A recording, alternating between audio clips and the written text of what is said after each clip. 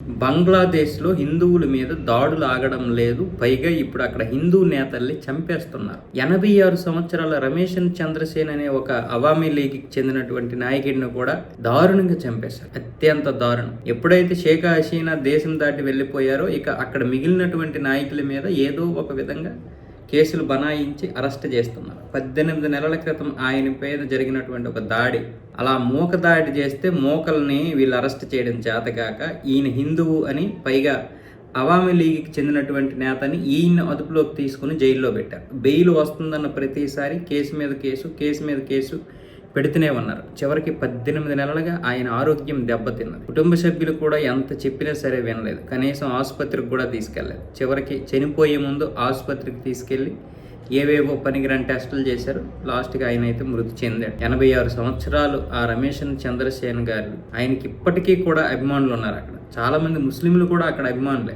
ఎందుకంటే ఆయన విద్యారంగంలో అనేక మార్పులు తీసుకొచ్చారు. రాజకీయాల్లో అవినీతి లేనటువంటి రాజకీయాన్ని నడిపారు. అందుకే అక్కడ ఉన్నటువంటి స్థానిక హిందువులతో పాటు ముస్లింలు కూడా ఆయనకి ఓట్లేసి గెలిపించారు. అలాంటి వ్యక్తిని చంపేశారు వీళ్ళు. రేపు రాబోతున్న 12వ తారీఖు ఎన్నికలు ఉన్నాయి కదా, ఈ ఎన్నికల కోసం ఎవరెవరు ఏదేదో చేస్తున్నారు. ముఖ్యంగా హిందువులు చంపితే ఓట్లు రాలుతాయనే ఉద్దేశంతో ఇన్ని దారుణాలకు ఒడిగడుతున్నారు వాళ్ళు.